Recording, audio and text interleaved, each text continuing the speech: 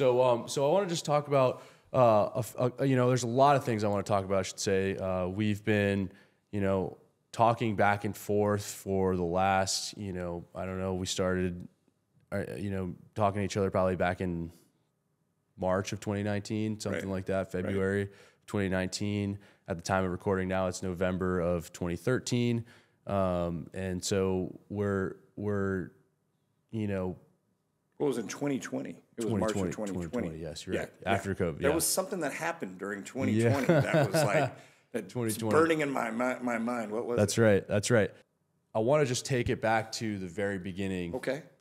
Since we're at the beginning of this beautiful episode 3 of this podcast, and rewind the clock a little bit to where you were at in your gym renovation project, because you also had saw the opportunity at the time to shut down your gym for a little bit and then completely redo like all of the frames, all of the pads, like you swapped out like cables, you repainted all the walls. Right.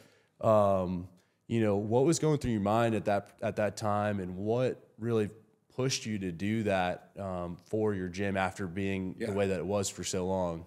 Well, I'll tell you what was going on in my mind pre-COVID. Okay. And that's something that I haven't really shared with a lot of people. I've been grinding at this for some time, and we may get around to talking about the origin story, how Grinder Gym came about. But where we were at that time, I'd gone through this transition from teaching so many classes and working such long hours, day after day after day, and I've been doing that for so many years, and the services of everyone else, which I loved. I absolutely, and I still love that. But I didn't feel like our basic needs were being met. My needs, my family's needs. Gotcha. I didn't feel like I was attending to them. I didn't feel like I was attending to my health. And going into 2020, I had made a decision that this was going to be the last year. This was going to be the last year that Grinder Gym would, if we weren't profitable and if we weren't doing everything that we could to create a sustainable business, then that was going to be the last year. And I was committed, and I was all in, right? And for the very first time, I actually had some money to put into the business to help the business out. I lost my mom in 2019, and she left me some money. And I used that money, and I put all of that money into a business that I wasn't sure was going to succeed. Wow. Okay. And so COVID came, right? And it caught everybody by surprise, caught me by surprise. Everyone told me that, you're going to shut down the gym, right? The country's shutting down, everything's shutting down. And initially I did, because obviously I didn't know what we were facing. I was really concerned, just like anyone else. And the only source of information I was getting was from the media, just like everyone else. And so I decided that I was going to close the gym. But during that time, once I closed down, I realized that, there's some things that I could be doing during this time that were closed. Yeah. And so I went into work, and I started ripping things apart. I started pulling equipment, taking everything apart, spreading it out in the parking lot, painting the walls, painting the ceilings, doing things that I never could have or would have been able to do if there were people there every day, right? So that's where it started. And somewhere in there, you came in and started asking me about buying up some of the equipment that we had.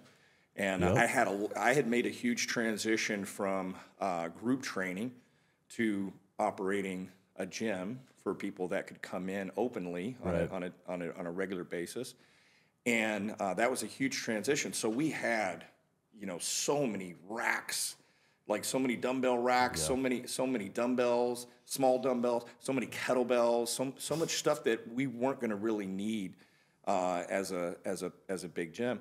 And certainly we had needs, and I was looking to fill those buckets too. So thankfully, you came along when you did, and you bought up a substantial amount of equipment that we had in our facility, and that really gave us gave you a jump start, I know, and it gave us a jump start into what our plans were. Yeah, man, that was crazy. I want to pull up some pictures of that here, and so you guys can see. But that was a lot of equipment that you guys were moving. And if you guys go to Dave's gym today, everything is red, everything is matching. The floors are relatively brand new, and it just looks super clean, well put together. And when I mean that your gym has literally anything you need to train for all types of training, I mean, it's there. Right. Grip strength training, right. strongman training, arm wrestling, powerlifting, bodybuilding, like you name it, it's there. Like it's pretty remarkable actually how much attention to detail there is in that space. And regardless of the sport too, any field sports, any of those, we have everything that you need. Yeah. Right. So it's pretty amazing what it's been able to transform into. When our beginnings are so humble, like we started, I mean, if you don't mind me kind of starting there, just talking a little bit about that, but absolutely. Grinder Gym started in 2007 on top of another gym, right? Wow. We started outdoors, completely 100% outdoors, and we started with 4 exercise mats and 3 buckets of dumbbells. Wow. Right? We had I know we had like 15-pound dumbbells, 10 and 5-pound dumbbells. Like we had buckets, right? And eventually I had to build like wooden boxes to hold the dumbbells because carry them out. No, we couldn't carry them. There's too many of them. But because the people putting their dumbbells back destroyed destroyed the buckets that they were in. And so so that just turned into benches and more dumbbells and dumbbell racks and then eventually we moved, because we needed our own space. And then the full intention once we moved to that space was just to do more classes, right? Like to have more space to do classes. We could have classes going on in this room, classes in this room, classes outside. But eventually it grew into more because my community wanted more.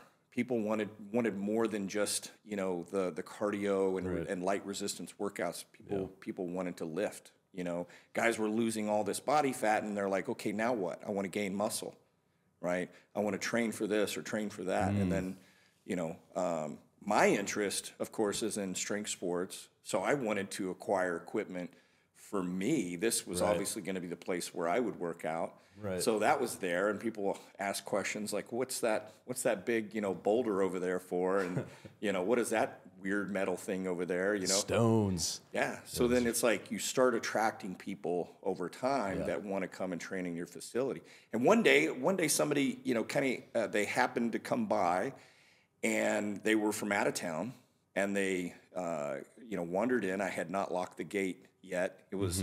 Typically what I would do is I'd teach classes in the morning and then I'd teach classes in the afternoon. In between, I would lock the gate and I'd take a nap or something like that because it was a pretty long day. And I had not closed the gate yet, and someone wandered us in, and he's like, I want to work out for the day, get a day pass. And I was like, oh, yeah, we don't do that, but let me tell you a couple gyms that you could go to, and I was actually referring him to the gym that, that we used to be at so that he could go there. I was telling him about all the great equipment that they had, and he looks around and goes, what you have is fine for what I need. Can I just work out here for the day? And I was like, no, we really don't do that. And he goes, so what you're saying is you won't let me just work out right here, right now? I'm here. He's like, I give you $10 and you go work out. And I was like, yeah, okay. All right, you can work out. I'll take your $10. And at that point, it just shifted my mindset. I was like, you know what? I can. Right? Like I don't even have to advertise it, but I have to stop saying no to the people that are coming by, and let's see what that evolves into. Yeah. So for the longest time, we didn't tell people that we had open gym, but we just had people would ask about it, and then we'd say, yeah, you can come on by during this time, between these times, and then eventually it evolved into dedicating a room solely for open gym, and then as that grew, we more or less just brought the classes into more of a closed space. Okay. And then everything else was open gym. Interesting. Okay. So it's just evolved. And then we've done away with the classes. The classes now. Altogether. Yeah. And I miss that. I miss the classes. But we don't have the facilities at the moment to be able to do those classes. Yeah. I mean, the classes were a lot of fun. I mean, there's still a lot of people out there from our old community that miss that. I hear from them, quite a bit. And, they'll comment on my posts. They'll message me at how much they miss it. And they're, the thing is like, hey, if you ever get back to doing classes, let me know. But we, and I say we, this is a collective we, like, because I can't really see myself doing all those classes anymore. The freedom that I have right now and the experience that I get to walk into my gym pretty much whenever I want and engage with people. Like, I consider myself the greeter, right? Like, that's my number one job at the gym, is that I'm there to just enrich the experience that people have there. And, personally, what I'm trying to do right now is create more content. I'm writing a lot every day. That's one of the things that I've started doing. Every day I'm writing, and I'm enjoying that. And so, like, these are the things that, I've evolved in so many ways in my business and in my brand, that I've given myself that opportunity, to now to do these things. I don't want to go back to classes, right? Because, or at least not going back and having to do it at that level. So the goal maybe is to bring back classes at some point, but it will be through mentorship and guiding other people to be able to teach those classes. And then we'll bring that back into the community. Yes. Amazing. Yeah. I mean, look, this is a great topic, right? Look, so if you're a gym owner, right, and you are teaching your own classes, you need to understand that you're a business owner. You are not supposed to be working in your business full time. You as a gym owner should be optimizing your schedule to either eliminate those classes altogether, which I don't think maybe for your strategy in the space that you have, open gym is a great concept. But if you don't have the space, classes is how you're going to be able to generate a lot of revenue, because you're going to get a lot of faces in the door. You're going to get a lot of people leaving as well, but you're constantly getting a new churn of people and people that stay with you, and that you can turn those, that community into other avenues of revenue, right? You can sell them t-shirts, you can sell them nutrition, you can sell them a whole bunch of other things, packages of thousands of dollars, right? If you look at what Hermosi did with Gym Launch, that's kind of his strategy, is he'll sell people on really big gym packages that come with X amount of training sessions and, nutrition plan and supplements, the whole nine. Well, that's definitely a better way to from what I'm gathering you're talking about is, itemizing all of these things and putting into a package and saying, like, if you want all of these things and you want the greatest success possible, for your transformation, if you're going through a transformative, program, whether to gain muscle, lose body fat, whatever it is, these things, if you do purchase all of these things, you're going to be like these people who have been successful, right? That's how I'm sure it's being presented. Yeah. And that is definitely going to be the most financially advantageous way to do it. Yeah. Right. Yeah. For me, breaking out of the model in which we were in was probably one of the most difficult things to do, because we had started so early. You got to understand, like, I started doing boot camps like way back before anyone else. And so the transformation model is, and that the things that you see out there now, most of that was modeled off of my business, was modeled off of the success that we had, right? And so, but we did everything for $99 a month. Yeah, that's crazy. And when I say we, I mean mostly me. I had people that worked for me, but without me being there also to tell them and guide them through that process, much of what needed to be done wouldn't have gotten done, right? So there was a point in there where, in order to grow, in order to scale that, I needed to let go of the reins, and I still had a lot of trouble doing that because I hadn't trained everyone to the level that I needed them to be at in order to remove myself. Right. So from a business owner's perspective, like what you're saying, like, you need to not be working in your business. You're absolutely right. Yeah. You have to in the beginning, right? Especially if you come into this, let's say you're a business owner and you're a technician, right? So you're the trainer, right? You're the nutritionist. Exactly. You're all of these things. Then, of course, you're going to be working in your business, right? But I think if you shift your mindset early on and say that your goal is to have an ideal business model, all right? I'm looking at the camera right now because I want to stress that point, is that at some point you have to shift your mind and say, what is ideal for me as an individual, right? Because if you have figured that part out, right, at least you have some sort of purpose and drive in what you're doing, even if what you're doing right now is not exactly what you want to be doing, right? You can be moving in that direction. And for me, I figured out some of those things after the fact, right? After I was already kind of burned out by a lot of that. And so then I had to just kind of pick up the pieces and grind it out and, put it back together again. But I absolutely love that. Yeah. That's such a, dude, that I did not know that you guys were going to shut down in 2020. That was going to be the last year. But I'm assuming, well, do you want to finish the rest of the story? Because I think that it's... Yeah, in 2020, that was going to be potentially our last year if things didn't turn around. So the pandemic...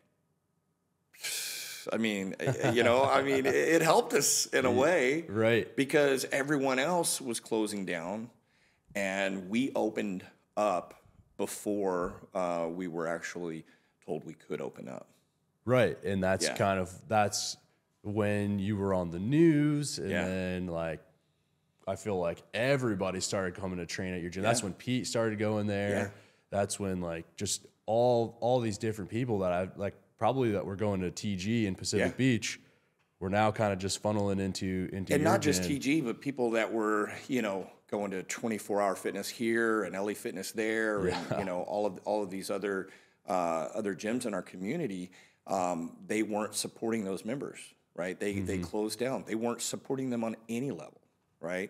And eventually some of them did. They would open up a little bit, but when you have a business model where you are literally selling your access to your facility to thousands of people, and you're only letting tens of people in a day, that's kind of ridiculous, right? Obviously you can't service your community. So, and if you wanted to really act in the best interest of your customers, you would figure out what you could do in order to help that community. What we did, right? And I'm not saying that we're better than everyone else for doing this, but I went to you and I started buying equipment from places that were closing down, right? You found deals and from facilities that were closing down, and I bought that used equipment and I threw it in my parking lot, right? I didn't even know if after this was all said and done, if I was even gonna keep any of that equipment. It wasn't that I had this specific plan to have it laid out the way that it is. Everything's nice and laid out. We have this beautiful outdoor area. We built this this patio cover, area. Yep. Excuse me. That has so much beautiful equipment underneath it. But that wasn't the plan, right? The plan was just to be able to really answer the need that people had. And the money that I was making as people were coming in, I was putting it right back into the business. Yeah. Right. And right back into the community, the way I looked at it, because I was still operating from, this mindset that this might be our last year. And I just kind of wanted to go out with a bang. You were like, well, so you were kind of just F it. We're just going to send it. I'm going to open back up. Yeah. Whatever happens, happens. Yeah. Whatever happens, happens. And Crazy. We'll see what goes with it.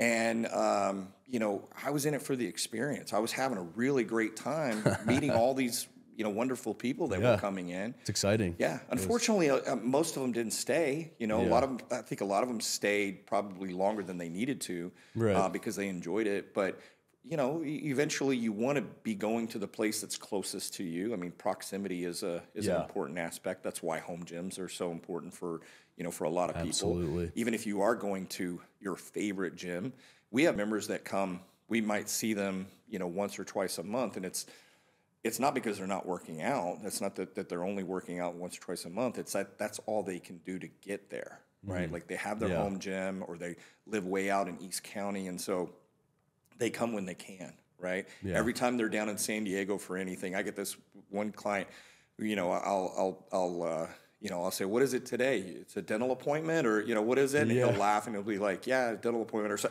just something like that, because it's He's literally just there because there's something else that brought him into Makes town sense, for that day, right? Yeah. So, and we do like a 10-pack where you can get like, 100, or for $100 you can get 10 sessions.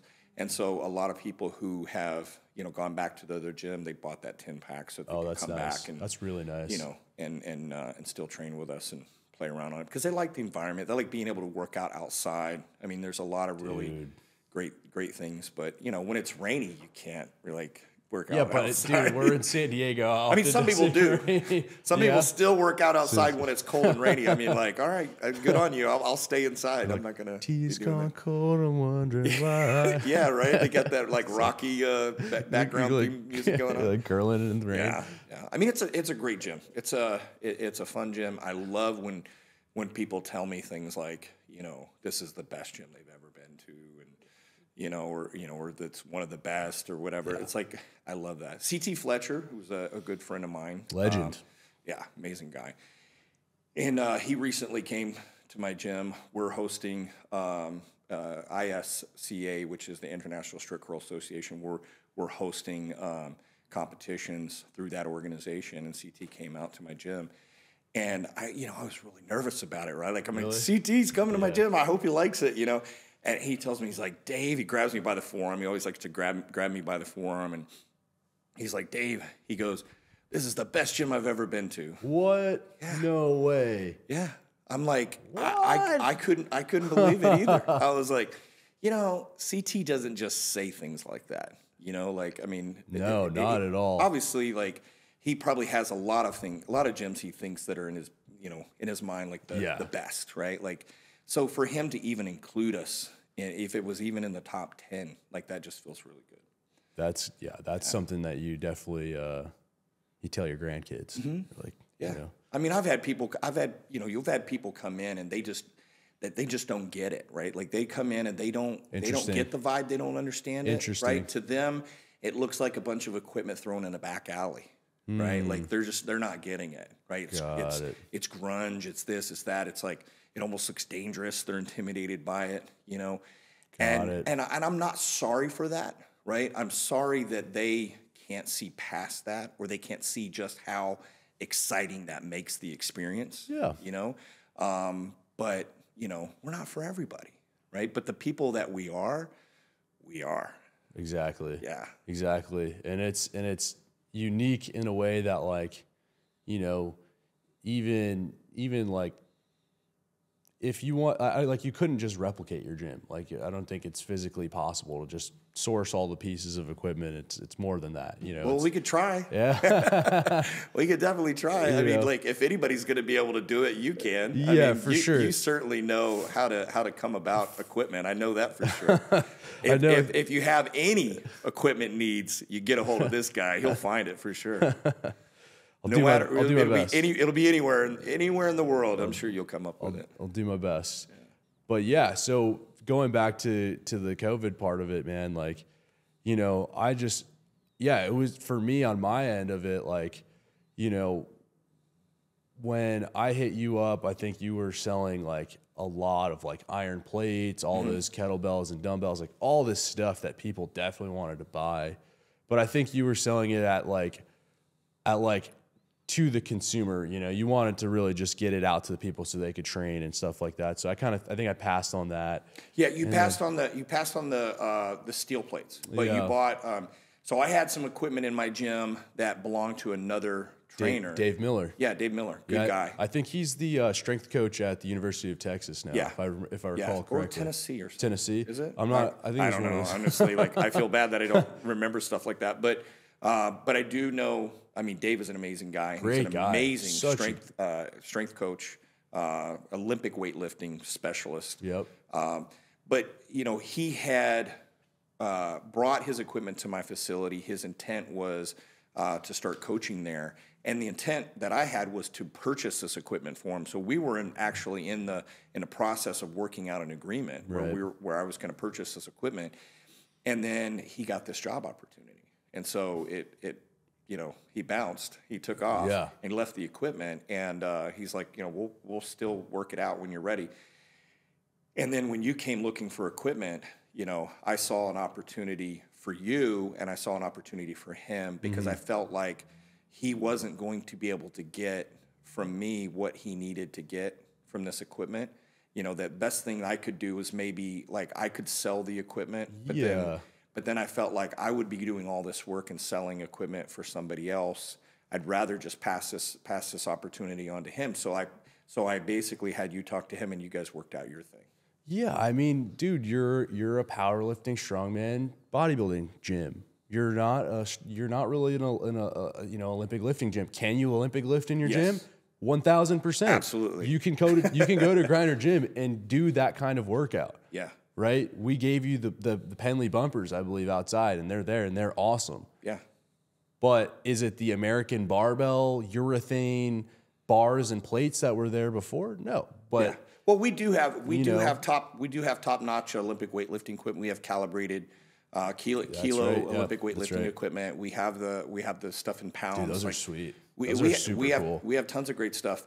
But like you said, like we are very much a weightlifting gym in the sense that we offer the equipment, but the coaching element is not That's really what there. I meant. Yeah. Right. So like I can coach Olympic weightlifting to an extent, but I don't have the experience and the eyes for Olympic weightlifting like I do with other strength sports. Right. And so to have, because that equipment was taking up like a lot, pretty much that whole small room that whenever you walk into the gym, it's like, you have so many, like, I don't know, you have like probably 30, 40 pieces of equipment in there now. Yeah. So for you to like, you're like, I'm not going to coach this community of Olympic lifters. So why am I going to pay tens of thousands of dollars for this really Gucci equipment?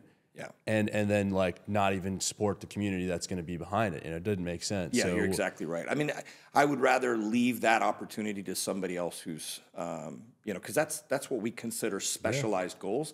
And so we want to leave that to those specialists. Yeah, for certain. Absolutely. But we do have Olympic weightlifters that, come to our gym from out of town, and they love coming to our facility and training in our facility.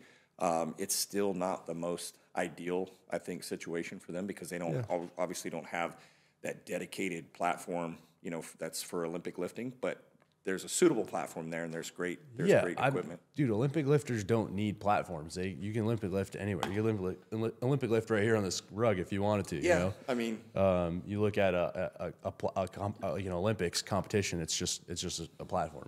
So you don't need a lot. You just need the bar and plates, really.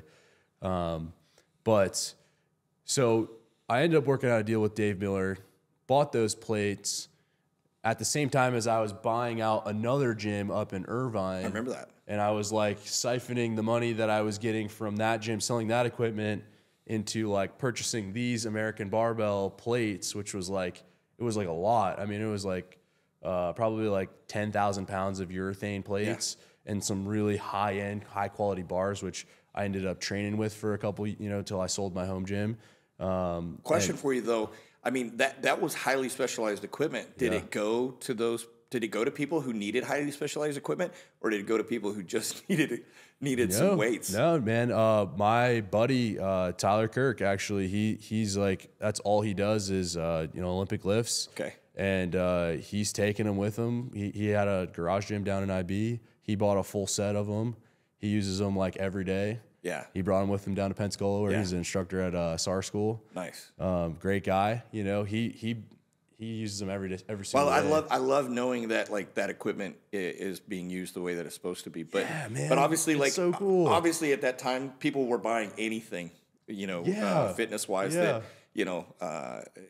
may not have been what they want. They certainly were paying a lot. Like, because I noticed you were saying like I was trying to sell stuff direct to the consumer.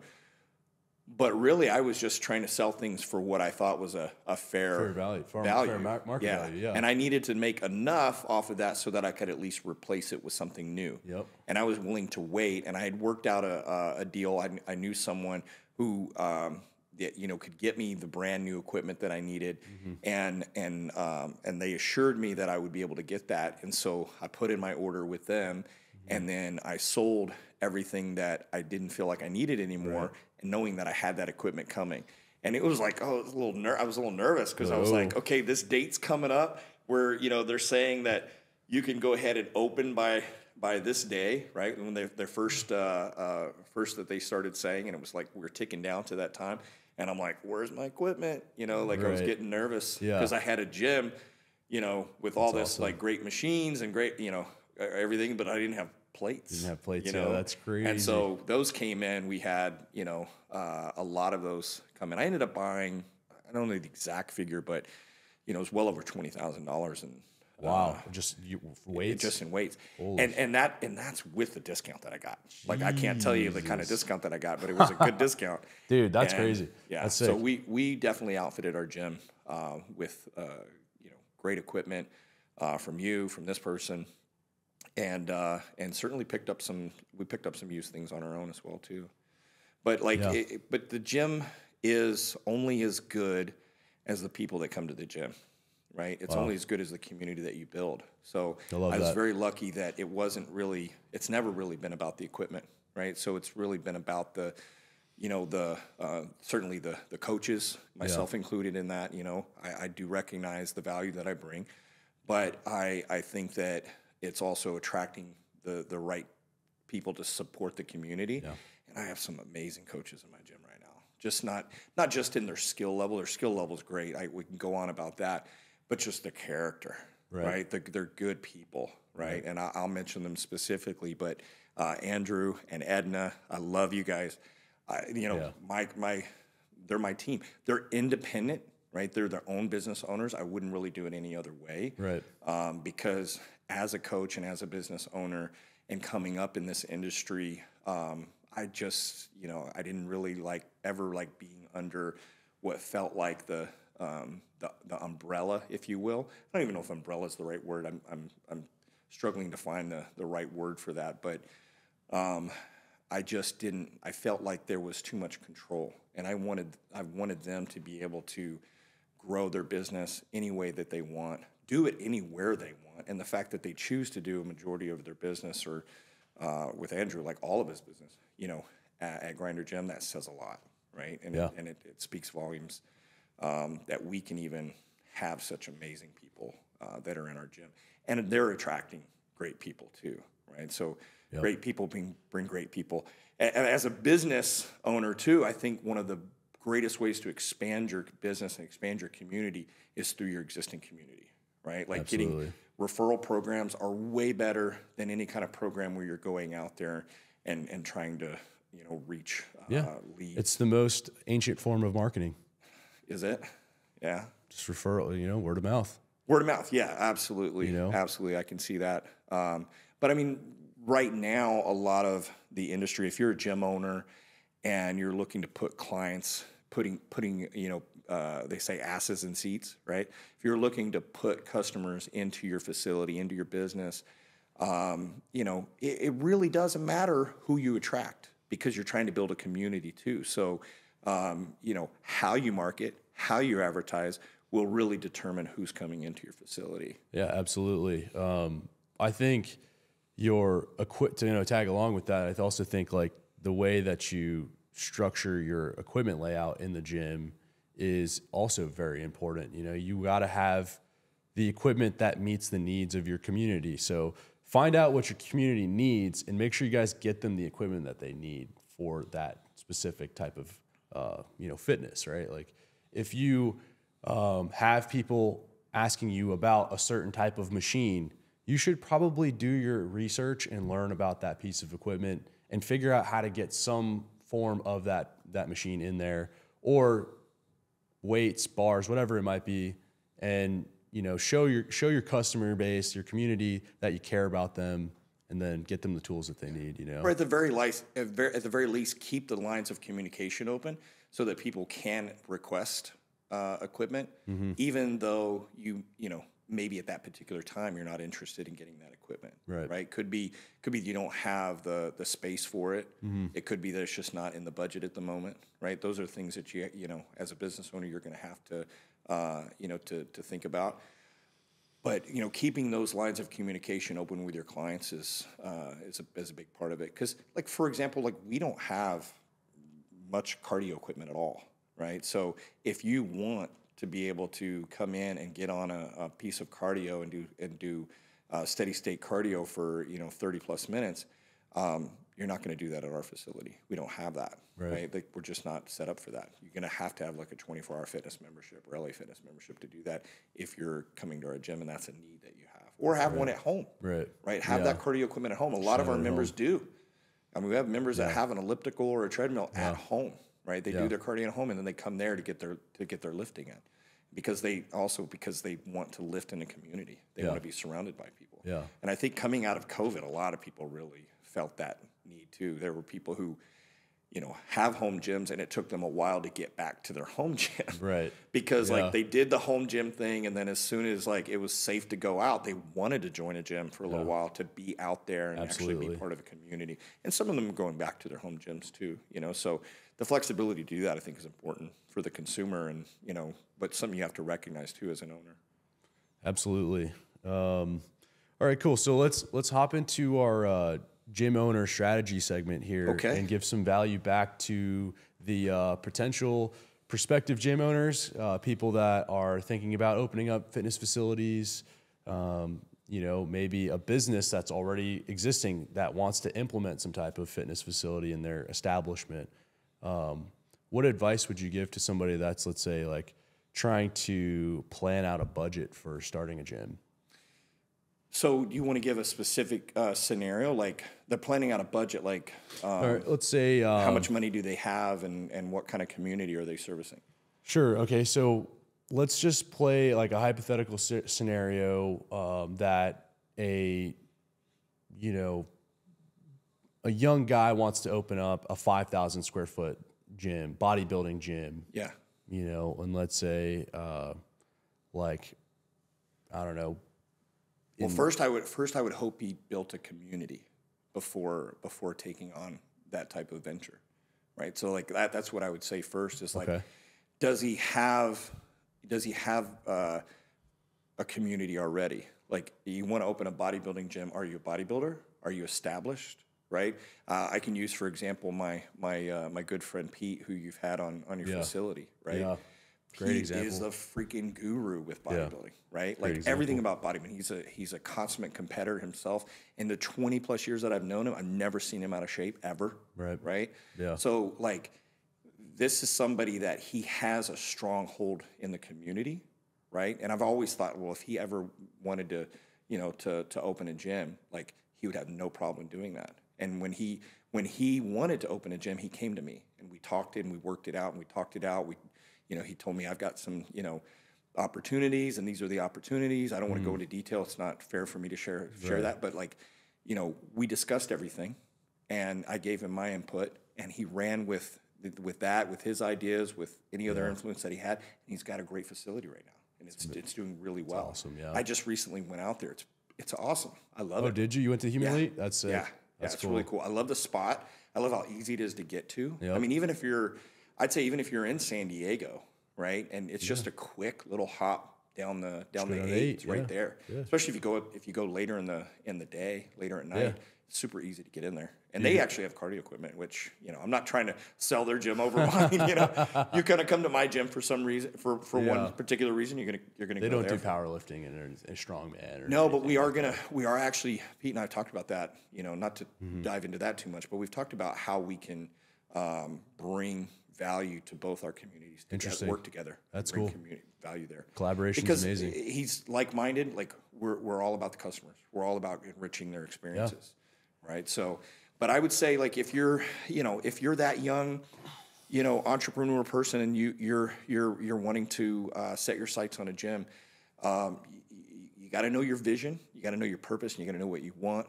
You certainly should, crunch some numbers, right? Yeah.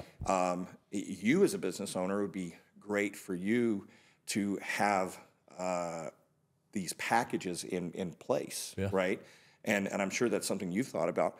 But like, if somebody wants to open a gym, you can show them what it looks like if they have a 2,000 square foot business model, absolutely. A 5,000 square foot business model, and how to grow into those models, right? If they start over here, get at least for 3 years, 5 years, and operate.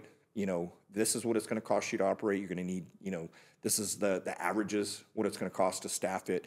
This is what your utilities are going to cost. This is what it's going to cost to have toilet paper, all this sort of stuff, and scaling that, what it's going to look like, how it's going to, you know, the expenses, and you know, there's some unforeseen things that happen too. You know, you could have your land. What happens? What do you do when your landlord comes to you and wants to raise the rent? You know, if your lease is up.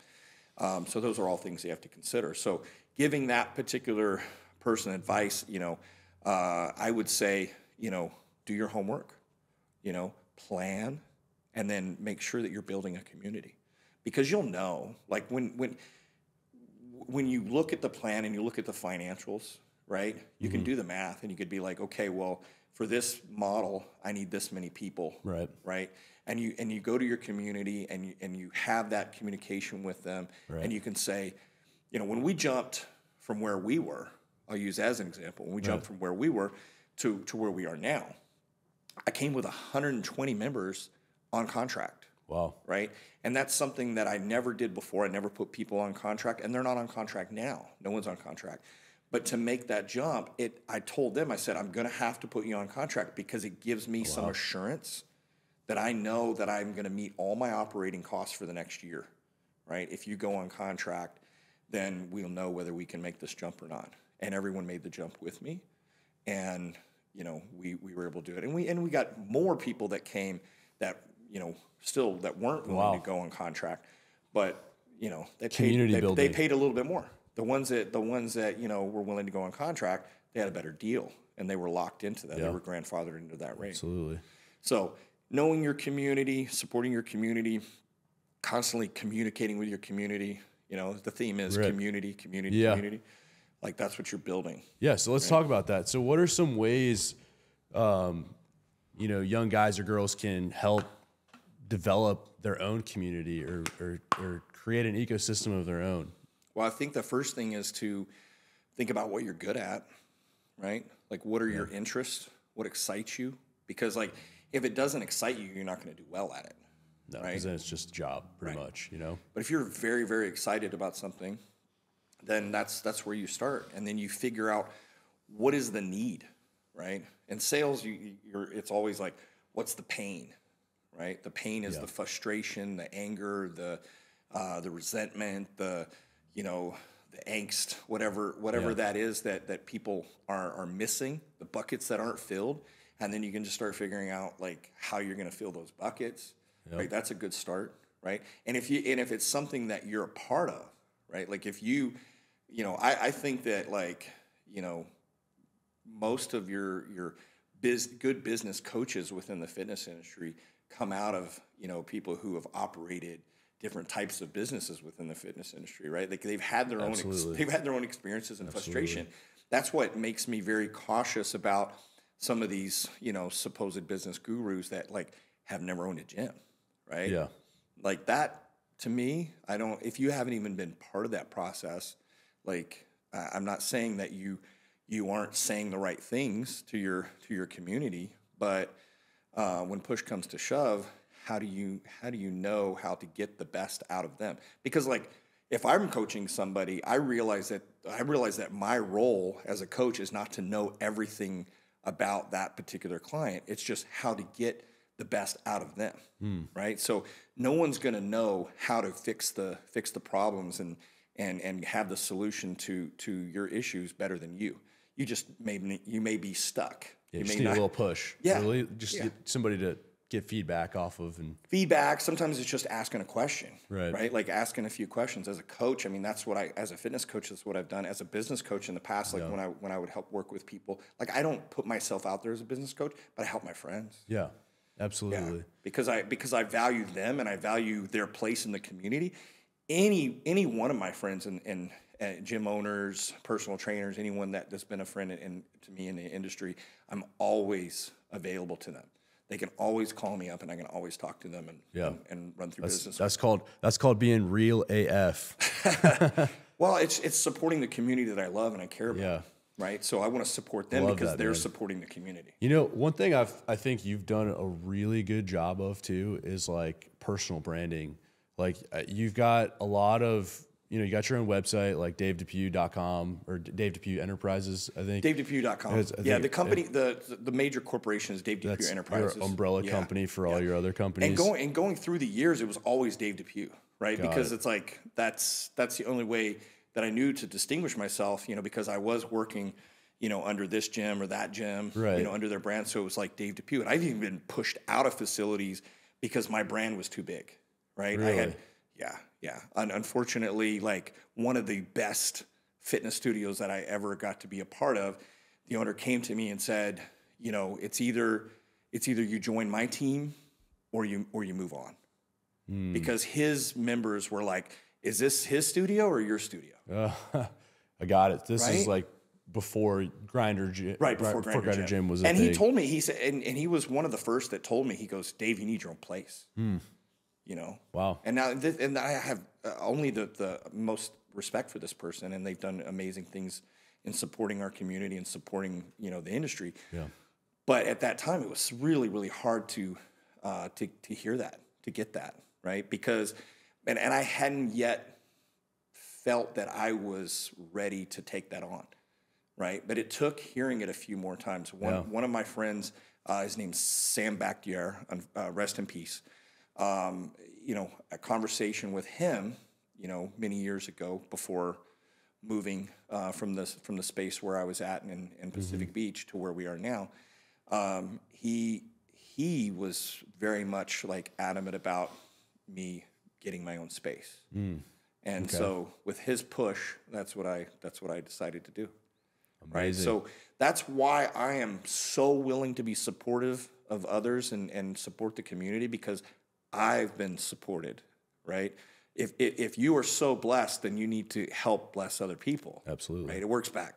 It's altruism. It's like just knowing that, like, if I'm doing something to help you, right? Because I truly selflessly want to help you.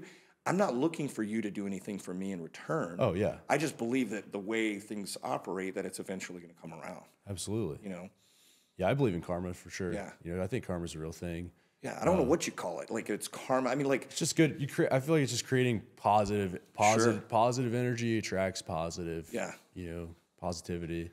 I mean, like, I feel like that's true. Like I've always operated my life that way, and I felt like, for the most part, my essential needs are met. I'm not a rich man, but I'm certainly have my riches. I'm very blessed. I love that, man. That's it's almost poetic in a way. Which some of the articles and stuff that you've been writing, I've been reading those, man, and those are really just awesome to read and just super fun to like see how you're thinking about certain things and really sharing it with other people to learn and take things away as well. Well, you said, the articles, and I want to touch on that just a little bit, because like what I found most interesting about me jumping into that, like I used to write a lot, right? I used to write a lot, and I was encouraged many years ago from my college English professor, because I went to him and to have this personal conversation with him, because I was really confused what was going on. Because like I was getting A's on my writing assignments, but there were red marks all over it, right? Like there was like it was just covered with red marks, and I'm like, not that I'm questioning your grading, but I'm kind of questioning your grading. Like I've never gotten these kind of marks on my writing. Like I've never had someone like actively make suggestions to my writing, but still give me an A. And in his, I'm not going to do justice, impersonating his speech, but he basically is like with every good writer there are 10,000 editors. Okay. And so he said that he was wanting to encourage me to continue to write. He felt that I was a good writer, and he wanted me to continue to write. And I wish at that time that I had made the commitment then to continue to write as much as I'm writing now. Right. But it's the process. It's taken a lot of time. It's a skill. Yeah. Just like everything else. Yeah. But writing's a very powerful skill to understand and I'm learning at a rapid pace right now. And I'm using tools, right? I'm using like AI software and Grammarly and things like that to, run it through that to kind of see, how it's structuring my thoughts, right? And it's still very much authentically me, Absolutely. right? But I have to go through that process, and I'm learning every single time I do an article. I'm learning. I'm getting better at grammar. Yeah. I'm getting better in my speech and how I communicate with people. The vernacular that I use is improving as well too. Impressive. I like it. So I'm having a really great time with that. I'm enjoying the writing, but it was interesting because I was hearing, as far as marketing, goes, that articles are dead, that writing is, passe. Like don't continue to write, don't continue to blog, don't continue to do these things, that everything is on social media, everything's in the video content. Nobody wants to read things. And I think I'm going to do okay with video content, but I really felt like what I wanted to do was write. And so that's where I started. When I got the decision made the decision to move back in to content, I wanted to start with writing. Yeah, writing is such a powerful tool, man. And I don't think it's dead by any means at all. I think it's more important now than it is ever, because the social media stuff is I think it's starting to get played out. It's almost like when things come back into season. I feel like maybe for a period of time, that's the thing. But now it's like, I think just written hardcore value being delivered on written word is far more powerful than a 30 to 60 second video that I'm watching on Instagram, while I'm waiting for, the cashier to check me out or something like that. I don't know. But that's just overall, just, want to recap on the gym thing, just kind of planning ahead of time, making sure you crunch the numbers, and that you build a community. And I think you've done such an awesome job with building your own personal brand and tying it with the Grinder Gym, Grinder Sports aspect of it, because we haven't talked about this either, but Grinder Gym has ran over 20, you said 26 events earlier, over the last 12 months, constantly putting on events and venues for athletes to come test their mettle. And I mean, these are not just like your run of the mill events. These are, you got live streaming, you have, full production set up on all of these. You have a beautiful large platform to train on, and, officials, referees, I believe it's WRPF that you're for our powerlifting. Powerlifting, we're through WRPF, but we do other strength sports as well, right? Well, so it's not 26 powerlifting meets. I mean, right? We did. Yeah, I didn't mean. Yeah, no, I'm not saying you did, but 4 of those events are powerlifting meets. Right. Full powerlifting meets. 2 were bench only, and then we have some non-sanctioned deadlift only competitions. But we had strongman competitions, arm lifting, which is also grip sport. They're grip sport and arm lifting are interchangeable. Right. But then you have strict curl, right? And now we're doing power curl events too that are going along with our arm wrestling events. So all these different strength sports. And if I had my way, I mean, there would probably be a competition every weekend, if not maybe 2 every weekend, right? Yeah. But the cost is substantial. Yeah, it's tough. Even as humble as we make these events, we're not spending a lot of money. The money that we do spend, we try to make sure we have really nice awards. Yes. If you notice, they're always really great medals. Super cool. That's not cheap. And then the swords, the shields, the helmets. I love that stuff. I love. I don't even know where you get all this stuff. Yeah. You, I think you posted a picture of the Gladiator helmet from literally the Gladiator. It looks like it was a replica of it. That thing was. Oh, you can get this stuff online. Like Etsy, eBay. I mean, there's we just look around and find good deals on it and buy it in advance. And then I basically for the beginning of the year, I build out the armory.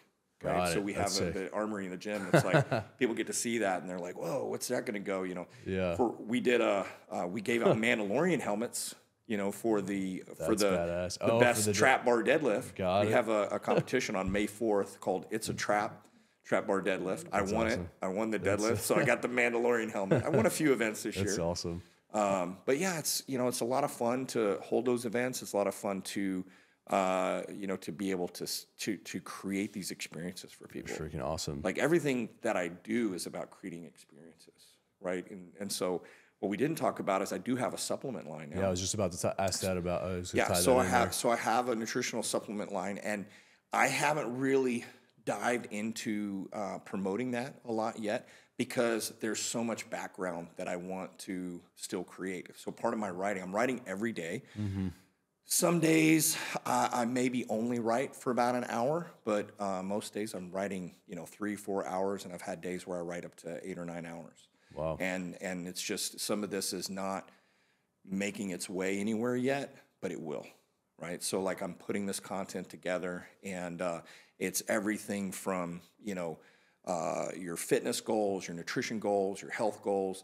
I'm wanting to create a process for me to not only to disseminate the information that's in my head, but also to be able to categorically bring in new information. Right. So like, I don't feel like and I've learned from so many great sources of information, but I see that a lot of times this information doesn't, it doesn't sync well. And so like I'm trying to create a process in which I can sync these things together, and at least in my mind, and then I can articulate that so that I can disseminate that information to people so that maybe they can follow along with that same process.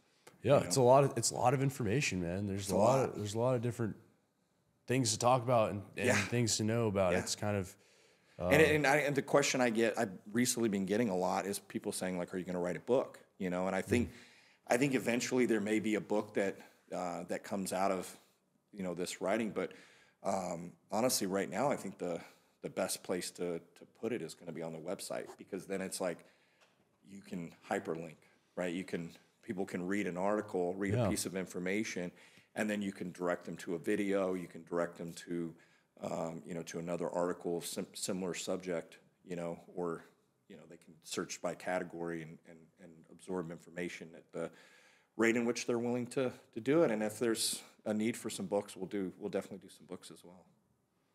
Yeah, book writing is done correctly I've heard is really, really expensive. So it's like expensive and it's a lot of time. You have to be able to sell somebody on your process, and most of that time that's putting things in the form of a hook.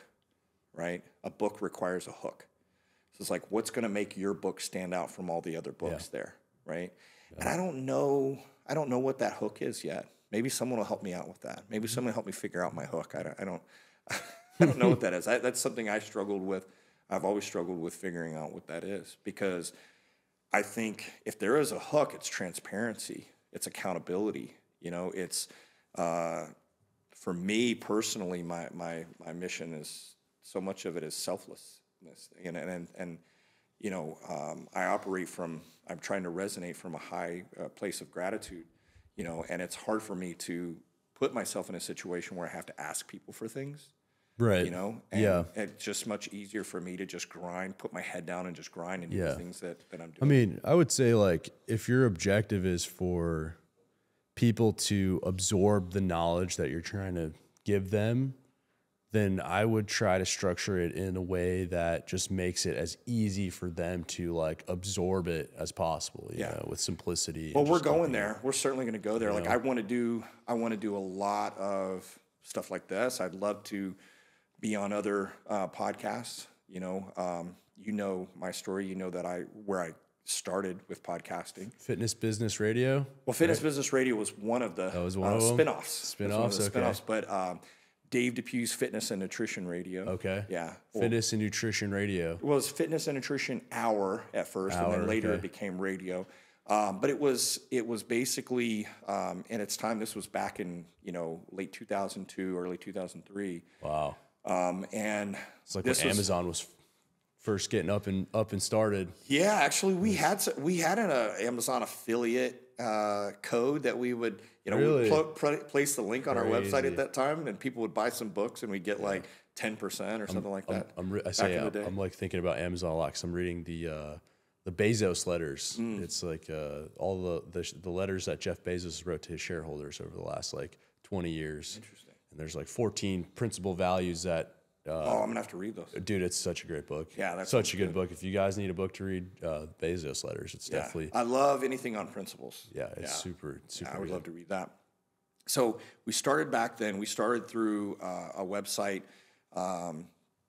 which was part of a studio in San Diego that just did audio content. There was no video content back then. You couldn't stream anything. Even at that time, YouTube wasn't streaming anything live. I mean, and they only let you put on 10-minute videos.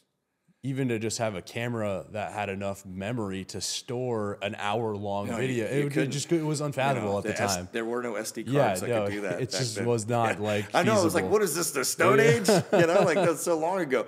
But yeah, it was just only 20 years ago. Yeah, right. Like it was only 20 years ago. Insane. But we started then. How I got involved in that actually was I had a client who had a trade business. Right, he basically bartered services and items and stuff from business to business. So you basically you pay into this system, and then you barter with other businesses. You don't have to exchange cash. You can exchange services, which is really cool. And so he was friends with the owners of this radio station. I don't know if you call it like a radio station. It was a studio, but it was completely online, which at the time was just like unheard of. Like there was they only had one other competitor that had maybe been in the business a couple years, because even that was streaming audio online was even in its infancy, right? It was just getting started. So at that time we would go. My co-hosts and I had co-hosts. My co-hosts and I would go into the studio, and we'd spend an hour in there. We'd record. We'd go live. And then it would be recorded, and then that would be in the archives. Okay. And so you had a couple opportunities for people to hear you. They could listen to you live, right? And they could even call in and interact with you if they wanted to. Yeah, we never had people ask questions. Kind of like radio almost, pretty much, right? Like very much like that. Very much like that. And so, but no one was able to listen from like their mobile device or their radio or anything like that. They had to be on their desktop. Right? Oh, and they had to be able to have a connection that supported the stream without like the the buffering, the dial up or whatever. Yeah, right. So that was probably a bit of a limited audience at that time, but it started to grow. Absolutely wild how that's changed. The very first week, I love these numbers. The very first week we had 11 listeners. That's good. I mean, that's pretty good, I think. And that number was exciting for me because we had a local morning radio station that used to just always joke about their 11 listeners, and they were like the most successful morning radio station. Like everybody listened to them at the time. And so when I found that I had 11 listeners the first week, I just I laughed. Like I thought it was hilarious, and it actually was encouraging because I was like, okay, now where can I grow this? Where can I grow this to? That's awesome. And when we were still with World Talk Radio, which was the name of the studio, World Talk Radio, and when we were still with them and we were still under their metrics, we brought that up to 30,000 weekly listeners. So from 11 listeners, and those weren't even like, I don't even know if those were live. I can't remember. When I asked them like how many listeners we had the first week, they said 11. I didn't know if any of that was live. I think it was just like the archives for the one show. But we brought it up to 30,000 live weekly listeners. And it just blew my mind to think that like 30,000 people were listening that week. It was crazy. For back then, that type of audience was probably just... It was unheard of. Like, I mean, I don't know what the other network was doing, but we were the second most listened to show on the World Talk Radio Network. So they had a show called The Mom Show, which would get 50,000. right? They had 50,000 moms. Yeah, it's called the Mom Show. And it was like moms, everything to do with moms, right? So that was really cool. They had 50,000, we had 30,000. And then, you know, considerable drop off after that. Like there was a lot of shows that just weren't pulling those kinds of numbers. But ultimately, World Talk Radio was able to sell their platform and get absorbed by a bigger competitor that came along later. And they're still out there. They're still doing their thing. Oh, really? But we left them after about 4 years of being there. We left them and started. Well, when I say we, really it was me doing my show, and then I had helped start a few other shows that were like kind of under my network. I had my own network at the time, but everything was independent in terms of like, you know, we were branding everything under our network. It started with our network. But you were having it produced on your own, right? And so, Yeah. Interesting concept. Yeah. But I eventually had no time with my business. I had no time for any of that. Yeah, I was going to say, like, how were you guys monetizing that at all, if at all? It wasn't.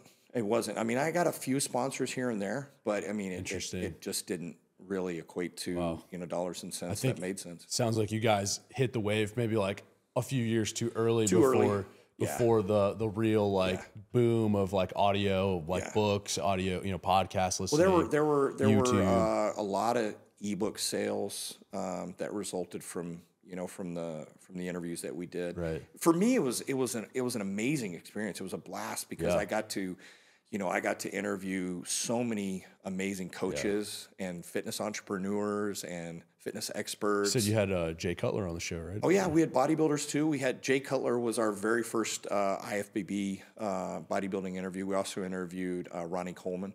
Really? So you interviewed these guys before they won the Olympia? No, not before they won the Olympia, but before Jay Cutler won the Olympia. Right, because you said he was still IFBB pro. He was still competing with Ronnie, who was I think was going for his 8th early 2000s. Win. Yeah, that timeline makes sense. Yeah, like I think he was going for his 8th 2003 win at that time. I think Jay Cutler won it 2004, if I'm not mistaken. Maybe I might be off on that. I don't remember. Not sure. But yeah, so we had amazing interviews with bodybuilders, strength coaches. You know, I got to interview Jack LaLanne, which, you know, makes me a little sad that most people probably don't know who that is, but Jack LaLanne was the godfather of fitness, right? Yeah. So, like, I've heard that jumping jacks are, like, named after Jack LaLanne. Really? You know, I don't know if that's true. It's a great story, you know? But, you know, it was amazing to have him on. You know, and Louis Simmons, rest in peace. Jack LaLanne, rest in peace. Louis Simmons, you know, amazing powerlifter and powerlifting coach, creator of the West Side Barbell Method, the conjugate system. We had him on. His was one of the most listened to interviews. We had actually an interview, a 20-minute interview, one of the shortest interviews that we ever did. Most of them were usually an hour long. And I was just on the phone with him one day, and we were talking about, you know, bodybuilding and building muscle with the conjugate method. And I was like, "Do you mind if I run down to the studio real quick and I call you back and we do an interview?" Wow! Because it was just awesome the content that was coming from him, you know. Because he had sent me.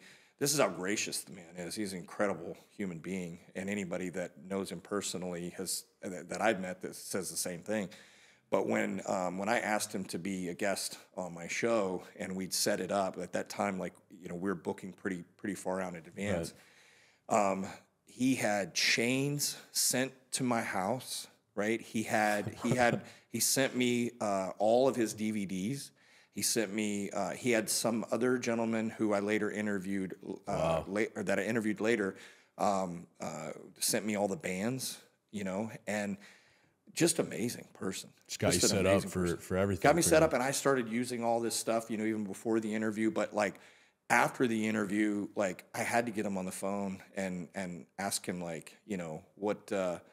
That's awesome. What was going on, because my body was exploding, man. Like I was adding bands to everything. I was adding bands to not just the bars, but to the machines and everything that I was doing, and I was experiencing some pretty substantial hypertrophy.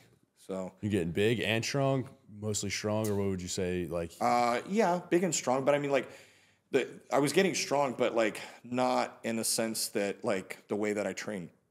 The way that I train now was like I can tell you for the most part like what I can do for 3 reps. Right. Back then I wouldn't have been able to tell you what I do for 3 reps because most of the time I didn't do anything less than 5, and it was probably 10 or 15 reps that I was focused on. Got it. But still a lot of weight. Still moving a lot of weight at that time. But yeah, it was great opportunity being absolutely able to. Wild though. Yeah. 30,000 subscribers or listeners on a weekly basis. His interview, so the interview, like the interview with Ronnie Coleman, I think had at one point 1 million pull downs, like actual downloads. Yeah. Do you still have access to all those files or the recordings? I have some of them. I'm really upset that I don't have more. I have some old hard drives that I need to go through and see if they're in there. But I have some actual DVDs where we had burned interviews, some of the best interviews to those DVDs because we were selling them. Like people could actually pay to actually receive them. Just buy the DVD. And then we stopped doing that, of course, because anybody could download it and record it or print it or put it on LimeWire it. Put it on. Like, I mean, it became very quickly, once the technology existed, no one was needing that anymore. They could burn it themselves. But, so we have a few of those. I definitely have, the ones with Jay and Ronnie and with Louie. But like the one interview with Louie, the 20-minute interview, it had over 3 million pull downs. Wow. And I just thought that was amazing. And it was, a lot of it was because back then, it's not so popular now, but back then you had all these forums for like bodybuilding and powerlifting. Right, like tnation.com, I think it is one of them. Yeah, and I think I would imagine, I mean, it looks to be like most of those forums and the threads have crashed at some point, but back in the day, like there were threads going where people were continuing to post the link to that interview. Got it. And it would just continue to get hits, right? Every week it would like climb and there'd be more. And then what was super cool is I asked all of my guests that would be on my show to post a link to the show and to their interview specifically like on their website. And what Louie Simmons did was he posted the link on the very front page, at the very top of his website, and so that had to have attributed greatly to the amount of listens that we got too. Because I mean, it was a really great form of self promotion for him too, like for people to actually hear him. And then later on, what did he do? He actually created a podcast, several years later. So I enjoyed it. It was a great experience for me. Like I said, it was It was in many ways it was kind of an opportunity for me to be a little selfish, right? Because I was doing things for the community, I was doing things for other people, and spotlighting these coaches and athletes that certainly needed to be spotlighted. But it gave me access to them, and it gave me an opportunity to be able to ask my own questions. Absolutely, right? And I think a lot of our audience, our guests, really appreciated those questions because they were coming from somebody who, is asking an informed question. It's like it's not somebody outside the industry that's asking these questions. Yeah. So then I was branded this I was given this term like a fitness journalist, term or whatever. And actually in 2007, I think it was, I spoke at a conference, at a fitness business conference, and it was the first and only time that I've ever been asked to speak, in the industry. I've been in the industry 32 years. It was the first and only time anyone's ever asked me to speak, and I spoke on internet radio and podcasting. Wow. And it must have been an important topic because after I spoke, I spent the next 5-6 hours just standing and talking to people long after the interview was done, just talking and answering questions. So it was a great experience. All of it was a great experience, but it had to move aside because there was something else that I was doing that pushed it along. What was it? Was that you basically segmented that, or were you already owning the gym while you were doing that, or you were? So the concept of the gym, yes, we had started in 2007. We started Grinder Gym. We had 14 other boot camp 17 other boot camp locations. 14 actual coaches that were supporting those 17 locations. And that wasn't going as well as I had hoped or had been led to think it was going. So eventually I had to close that down. I had money coming in. This is one thing when you're operating multiple brands and it's under the same corporate umbrella, like unless you're watching what's coming in and coming out very carefully, like you don't know what's making you money and what's just costing money, right? So that's something you got to be really careful about. And I still to this day have to be, careful about, because I'm probably spending way more money. I know I'm spending more money on the supplements than what it's making me right now, because I'm not promoting that enough. But the boot camps, we were doing a lot of daily deals, so they were full. Like we had a lot of people coming out to them, but they weren't making us money. We were losing money on those. I think when I closed it down and started consolidating boot camps and even refunding money to people, it was losing about $4,300 a month. Is that how much it was costing? It was like siphoning out from the account. Yeah, that's never good. To support the team, And so I was like, that's got to close. But what was bringing in the most money was the work that I was doing in the direct response industry. Interesting. So direct response is essentially it's a industry term for what most people know as the infomercial industry. Got it. Okay. Yeah. And so back at that time, infomercials, a large percentage of those infomercials were fitness type infomercials, like some kind of workout equipment or diet pill or something along those lines. Like the what was the one pill? Hydrocut or something like that? Hydrocut, yeah. Like the that you'd even see those P90X and stuff like that. Definitely. The Zumba. Yeah, Zumba, P90X. I never worked on those brands, but I worked on most of their competitors. Like if you wanted to compete, Bowflex and stuff like that. If you wanted to compete against P90X, right? If you wanted to compete against the success that they were having, they were having tremendous success. Then you would come and hire me, because I would get you the before and afters that you need for your transformations and stuff like that. Yeah, come to me with an ab machine, right? And I will create a nutrition plan and a training system around that ab machine, and I will go find you people who are out of shape, and I will train them for 12 weeks or 8 weeks, whatever you want that system to be. And then when they have abs, right, now you can go ahead and put them on TV. And they can talk about it and how that system, right, helped them be successful, right? Now, the truth of it is, the full truth, the full disclosure is that, if you look in the manual, right, it's going to say, or even on the screen when you're watching the infomercial, there's a little asterisk and it says, it says plus Dave Depew. When you're watching the infomercial, there's a little asterisk and it says plus Dave Depew. No, it doesn't say that, but it says, plus diet and exercise. Right, of course. Of course. Yeah, so you mean it's not only the product or supplement they were offering that got them the results that you see on TV? It's not only the product. Yeah. It's not only the gym, right? My it's not gosh. it's not only your trainer, Oh. right? Because there's 24 hours in the day. Mind blown. So you've got to do nutrition as well too, right? You got to sleep, you've got to do all of these things. So what Dave Depew's telling you is that, all of these things matter. Right? That your success is not done in isolation, right? This one product can be a component to your success, but it's not the one thing. But that's not what they're selling, right? Unfortunately, that created, some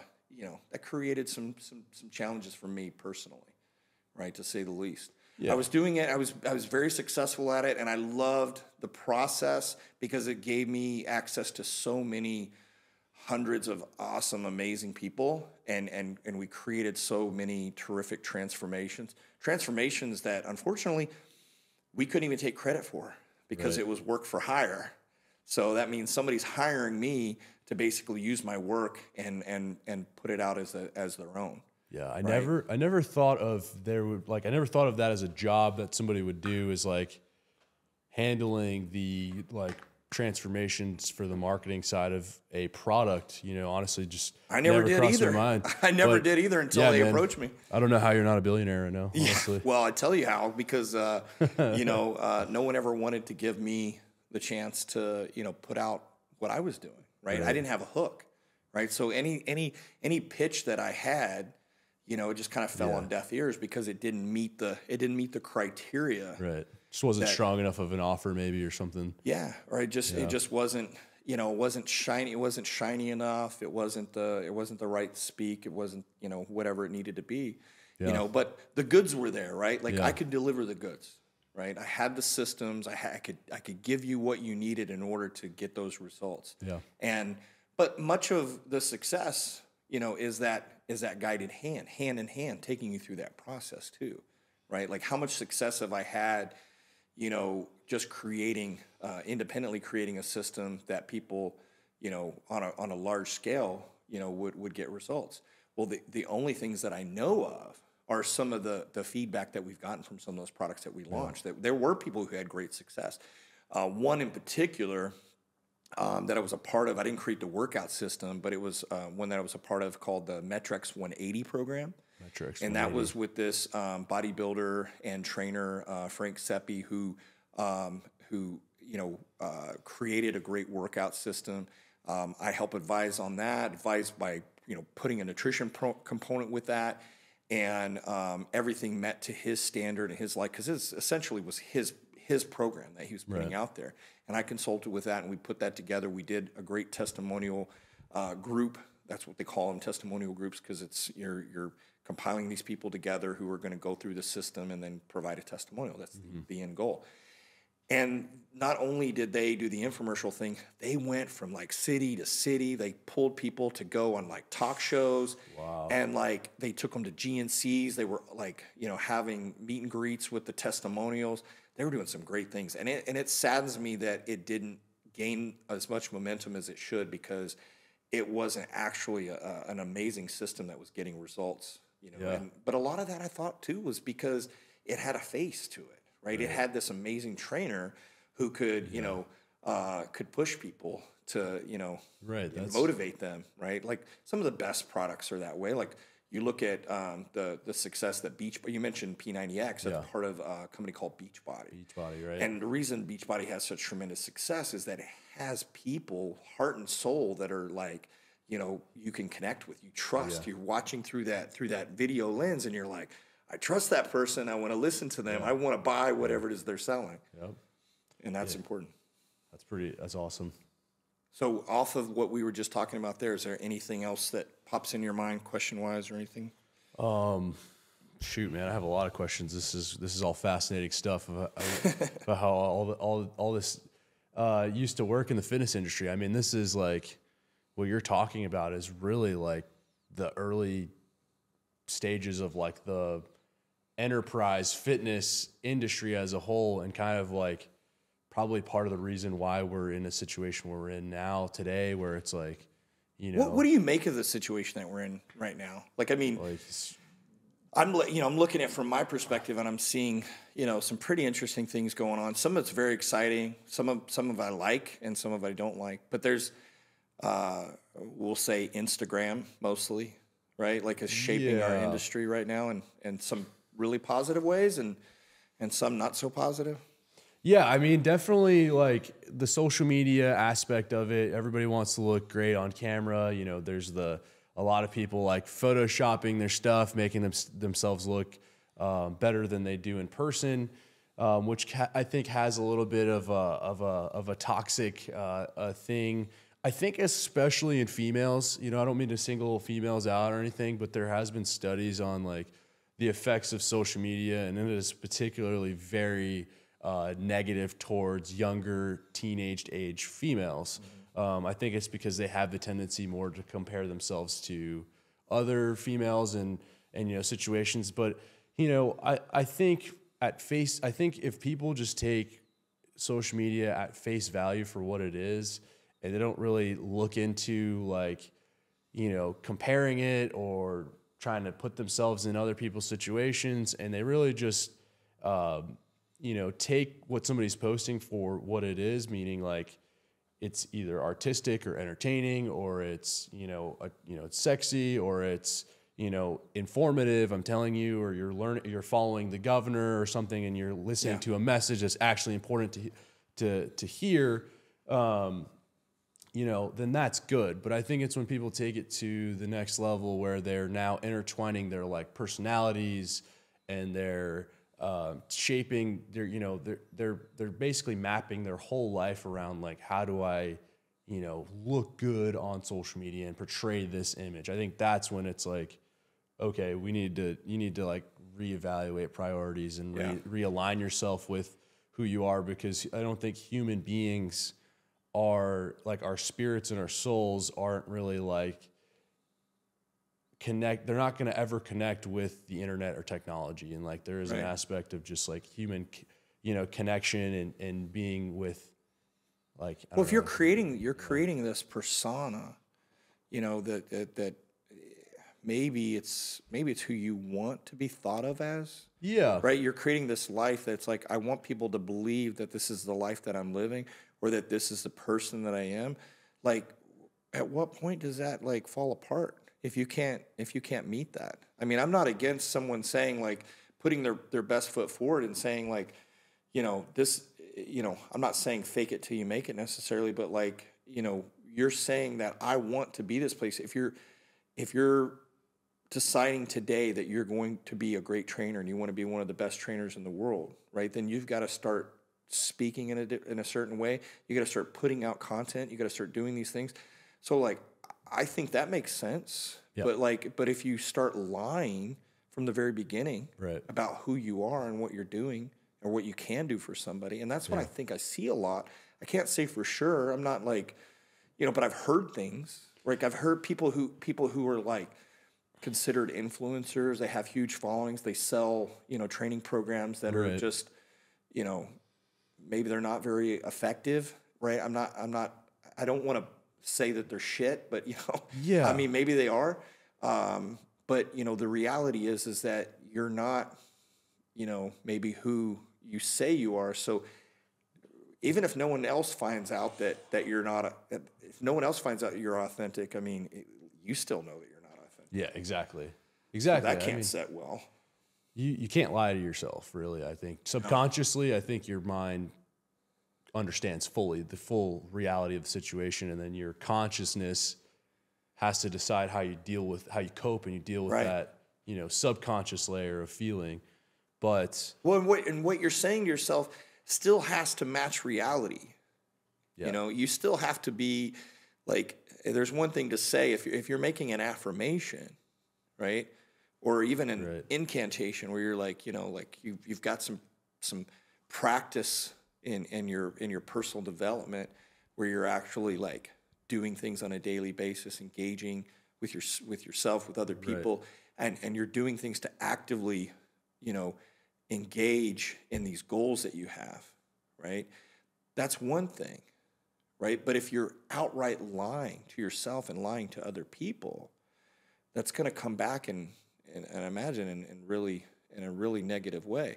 We're seeing some pretty destructive behavior out there. Yeah, absolutely. You know, lives are ending over it. People are taking things that they shouldn't be taking, right? People are risking things that they shouldn't. What was that freaking plank challenge that was going on for a while? And people were planking off a high thing. Some people were falling. You know, there was a trainer who was like trying to jump in front of a train that like he died in front of a train. Like, these types of things are like going to happen when you're chasing this unrealistic expectation that you're putting out there. Right. You're putting that out there, and then you're letting people feed that. I think there's definitely a fine line between like trying to fabricate like reality on a digital platform versus like being a creator, right? Like, because I do think there is a aspect where people are just being creative and they're producing content that is enhanced to be in a creative, artistic light. And I appreciate those people 1000%, you know, people that are just 100% like just real and honest. And then they have a artistic spin or like, you know, just a different way of approaching things that, you know, we can take away and appreciate, versus like people that are just solely just trying to make you feel like less than them. And I just think that's like, you know, it's kind of sad. Yeah. But in terms of how it relates to the fitness environment, you know, the fitness culture and the gym environment, you know, I think it's, again, like you said, when I go to the gym these days, I'm seeing more youth in the gym, and I'm also seeing, I'm seeing a lot of older people in the gym too, believe it or not. So I'm seeing more, like, if there's a bell curve of the standard, age group in the United States, you're seeing more of the outlier sections in the fitness, in the facilities, training. And I think that's part and due to social media. Yeah. I think there is a big excitement. There's a lot of motivation somebody can get from posting and sharing their journey on social media for other people to witness their journey and encourage them to push and have like kind of that community behind their transformation. I love that. I think people should share about their transformations or their aspirations, their goals openly with people on social media and announce put yourself out there. Like, say, I'm going to do this on social media. Put the pressure on yourself. Yeah. If you're comfortable with doing that, or just do it privately and commit to your goals and then just post your transformation. Yeah. What about the expectations that, if you're placing, internal intrinsic value on those likes though, like that's where I think it gets destructive. Like you said, I'm all for putting stuff out there. Yeah. I think that the platforms exist for a reason, and there are really great opportunities to build some support for people out there. Yeah. But if you're measuring your value based on the response that you're getting or the lack of response that you're getting, or the negative response that you're getting. I just had a video go viral for the first time. Really? It was my very first time having a video truly go viral because it had over 1 million views on it. Yeah, that's awesome. And with 1 million views, 10,000 likes, it's comical because it's the video. Just no one is really understanding what we're doing. Like what I was doing in the video is deadlifting on this really wacky bar, and it bends a lot as it's coming up. So it's essentially the bar is almost halfway lifted. Oh, are people just trolling you on there? Totally trolling and just just saying all kinds of negative things. But people don't like the trolling though. Made you go viral. Because people are interacting and the trolls are making the algorithm be oh, people like to see this.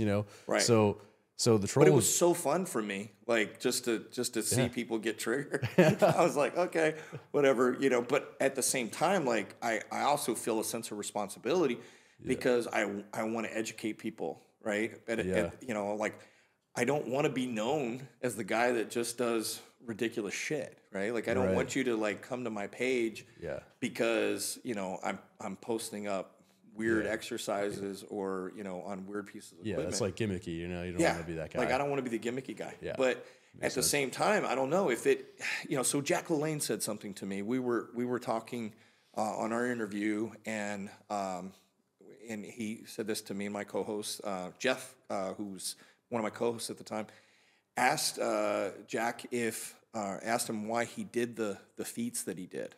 What was the reasoning behind that? And he said, well, why? He asked a question back to us. He goes, why did Jesus Christ perform miracles? And it's well, he got my attention. Why did Jesus Christ perform miracles? He said, to draw attention to his profession. Damn. Right? So, from the perspective of a Christian, right? If you want somebody to believe in that higher power, if you want to believe that there's a Savior for you, you need some way in which to collectively get people to give you their attention, right? What we have going on right now in the world is the most commoditized thing at the moment is attention. Yeah. Right? So he's drawing attention to his profession. He's doing Jack's doing 1,000 pull-ups, right? Yeah. And that gets people to, basically look at what he's doing, and then he can start talking to you about nutrition. He can start talking to you, tell his story, which is, this great story about how he was weak and sick, and the doctors couldn't help him. His mom was taking him to these doctors, and they couldn't help him, and whatever.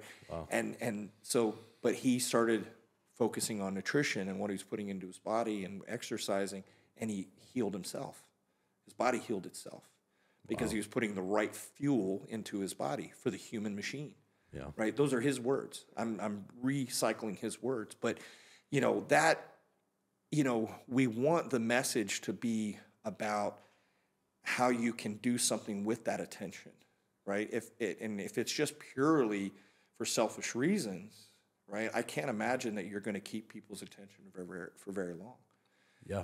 And I also don't think that you'll be able to sustain a selfish motivation, because eventually you just get tired of You're going to run out of tricks. Yeah, you just get tired of being selfish, and you're going to want other external people to help you out and be there for you. Well, just all the tricks that you have to, I mean, like one thing has to be better than the next, you know, like, I mean, or people are only excited about seeing you do backflips for so long, before they're on to something else. Exactly. So, some people monetize that well. Some don't. Some are, doing a better job than others. For me, like, I don't know how I monetize that exposure, the million plus that people that watch that, I think maybe I've gotten over the course of the last month or so, maybe 20 new followers off of it or whatever. Like I'm not sure, but I don't really that's not something that I put a lot of focus into because I feel like I manage my expectations pretty well in regard to social media. Like I don't put things out there necessarily to get a response. If you look at the writing that I'm putting out right now, it's in quote, a lot of it's in quotations, and it says, Dave says to himself. Yeah. Right. Dave says to himself, because this is something that I'm doing for myself to better myself. And then I'm just giving other people access to it to see your thoughts, if it helps them. Yeah. And with the Instagram, a lot of what I do is I post workouts or a video from something that I did, because I know from the experience from what I've gained back from other people is that it's inspiring them to work out. Yeah. Seeing this old guy, going to the gym and lift heavy weights and do different things, like it's inspiring them to work out. Absolutely. So I'll keep doing that. And it's a good log for me to look back. Like sometimes I go, what did I do last week? Let me go back and look. If I don't video it, then I don't know, because I'm not writing it down. We'll talk to us a little bit about your supplements. What do you got going on there? What do we? So for the supplements, we got the basics. So I mean, there's a few different ways that you can start in the supplement industry. I won't dive too much into the business because I'm not an expert in that, really. You can go into it. I've formulated products for people before in the past. I'm a licensed master sports nutritionist, is the title that I have through the National Association of Sports Nutrition. I know a lot about nutrition. I don't know everything, but my knowledge is continuing to grow because my interest never stops. And I've used a lot of products. I've always been curious about the ingredients that are in those products. So, and I'm also very curious about whether those companies can actually provide ingredients that are going to measurably produce any type of result, or if they can even be, if the ingredients themselves can be held or can hold up in the formulation. Like, is it too much? Like on the label, like if you say that you have 30 different things in the product, like what's the chance that those ingredients are actually going to be in the product, like other than trace amounts? The efficacious dosaging and the what is it? The forgot what it was called. Efficacious dosing, and also like the way that it's processed and bioavailability. Bioavailability, sure. And basically just means you can make absorption of the body. You can provide vitamins from material that is just certainly not very bioavailability. It doesn't have much bioavailability, right? But we can still call it that vitamin, right? Like and it's like, okay, but it doesn't do anything for you. Your body doesn't absorb that nutrient at that amount, Yeah. So these were things that I was concerned at from a manufacturing standpoint. Like I wanted to know that that I was going to be able to source either the ingredients to make a product that was going to make a difference in people, like not just something that I could sell. And when I went out there and I started doing my work and figuring out whether I could actually move forward with this, I was pretty discouraged in terms of like the upfront cost in doing that.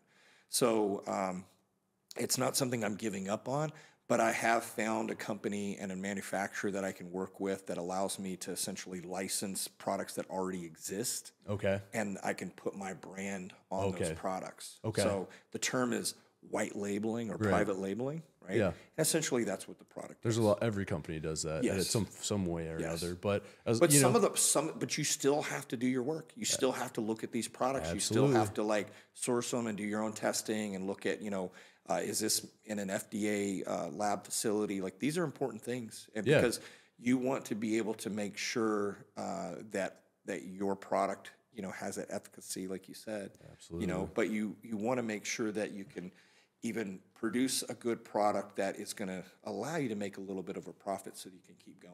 And so that's where we're at. We're like, it's not a product that like, one of my good buddies, Pete, he has his own nutrition store. Right. I wouldn't ask Pete to put the product in his store because it's going to take up space unless it would just fly off the shelves.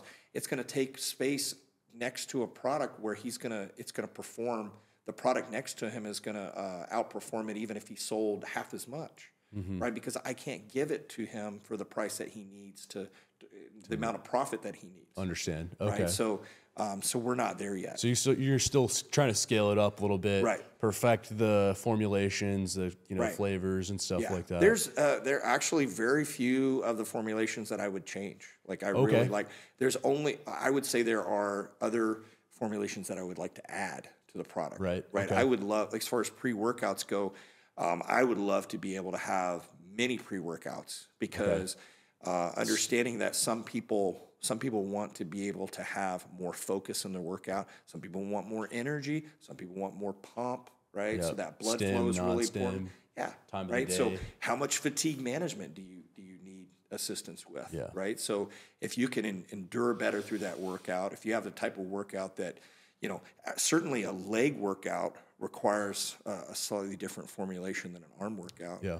Right. Like I can take more pump product for my arms, but if I tried to do the same thing with my legs while I'm squatting heavy and I'm using such big heavy compound movements, like I'm gonna end up throwing up. Like and not because it's just so intense, but because my body's rejecting this this stem and everything that's going into it. Right. Yeah, it could be a lot, especially for beginners. If you're just taking pre-workout, even for somebody that has taken pre-workout and then they just take it, without having, trying it out first, can get overstimulated really quickly. There's a lot of products out there that just quite simply don't have, the ingredients don't match what's on the label. Yeah, they're just straight up lying. Yeah, I totally believe that. Well, and honestly, like, some of it's not lying, right? It's just it is to some extent lying, but it's acceptable lies, right? Because the industry permits it, because maybe the product is in there and it's in there in an amount that is acceptable for what they're saying is on the label, the legally. Proprietary blends and stuff like because that. Because they started out with that, right? They started out with when they made this huge vat, of ingredients, and they put it all together and they mixed it up. It started out that way. But then when it actually, made it to the container, and then as the container ships and moves and all that, like, is that scoop exactly what you need it to be?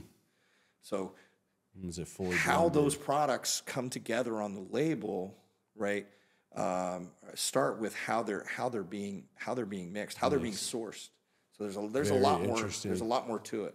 Like, I'm not going to say my products are the absolute best products, but I do feel that they are safe, and I do feel that they are effective. And I've been using them, exclusively for the last 5, 6, 7 months or so, and I've felt amazing. Feeling really good on it. Oh yeah. I love our whey protein. I love our pre-workout. That's what's in here right now. Yeah, I feel really energized right now. Yeah, I'd love to try some. Yeah. Oh, I'll make sure of it. But yeah, just to recap on that social media piece of it, man, like, at the end of the day, I think, we're the first generation to really have social media.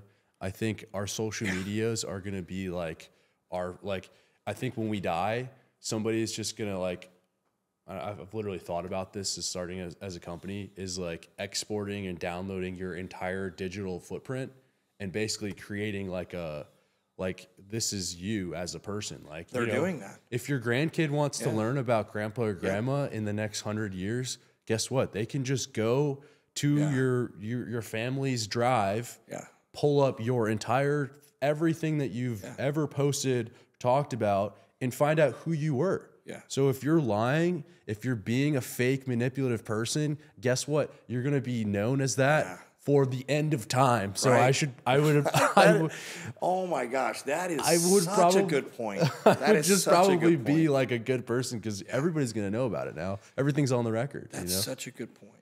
Yeah, that is such a good point. Like any deception that you put out there is deception that's going to last for generations. It's going to be, you know, that could be the legacy that you're putting out there. Yeah, you'll be known as that person, and there's nothing you can do to change it ever. It's just there. You know, I know some extremely wealthy people, and they're not famous. None of them are famous. And I know some very famous people who just aren't wealthy. You know, so I think people need to understand that, you know, the two aren't the same. Sometimes they are. Sometimes they are, but for the most part, they're not. You know, so this rush for, you know, for this, you know, instant fame and, you know, like, to what end? What is it gonna give you? Is it sustainable? Right? Are you even enjoying the process? If you are stuck to your phone all the time, if you have to constantly be creating content for, you know, from this audience that, you know, craves this outlandish, you know, experience, you know, whether it's a unrealistic experience of you traveling the world and doing all these things, or if it's backflips, whatever it is, you know, I mean, that's probably not sustainable. Let people know who the real person is. Let them know the real you, and it's okay if they don't like you. I mean, I think you got to like yourself. That's really all that matters. You got to be authentic and original. You know, just being a good person. You know, honestly, really, that's what it boils down to. But I think we'll probably wrap it up here. We're done. Yeah, just like that. Right? I know, guys. You want to probably keep this going for another like hour or two. Hey, I'll come back. I'll come back and I'll talk. One. If anybody else wants to talk to me about anything, I like to talk. Yeah, absolutely. How can people find you? Where's your gym located at? What's your Instagram, stuff like that? I heard we were the best kept secret. That's true. Yeah, that's true. I mean, good luck. We don't want you to know. Sorry. Yeah. No, grindergym.com. Okay. You know, I've got all my socials up there. I've got my contact information up there. Everything's there. You know, so unless that goes down, you know, but you should be able to search Dave Depew and find me that way. Absolutely. If you guys are in San Diego, you're traveling to San Diego, be sure to check out Grinder Gym. Yeah, come by. $20. You got a $20 bill in your pocket. You can work out for the day. Yeah, Keep it real simple. They got you know, drinks. They got pre-workouts, supplements, T-shirts. They got a lot of cool hats and stuff like that. We got Mayhem strength equipment and some of the best freaking gym equipment on planet Earth. Mayhem Strength. So go check them out.